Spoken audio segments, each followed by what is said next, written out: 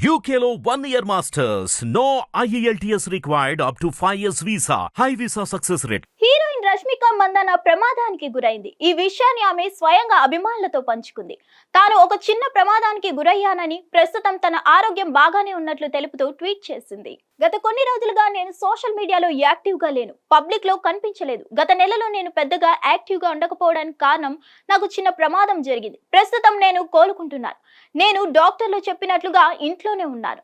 ఇప్పుడు మెరుగ్గా ఉన్నాను. ఇక నుంచి నా రెగ్యులర్ యాక్టివిటీస్ లో యాక్టివ్ గా ఉంటాను.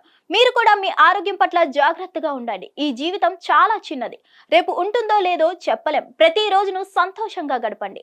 మరొక అప్డేట్, నేను చాలా లడ్డూలు తింటున్నాను అంటూ చెప్పుకొచ్చింది. రష్మిక చేసిన పోస్ట్ తో అసలు ఆమెకు ఏమైందో అని నెటిజన్స్ కంగారు పడుతున్నారు. ఆ ప్రమాదం ఎక్కడ జరిగింది, షూట్ లోనా లేక బయటనా అని ఆరాలు తీస్తున్నారు.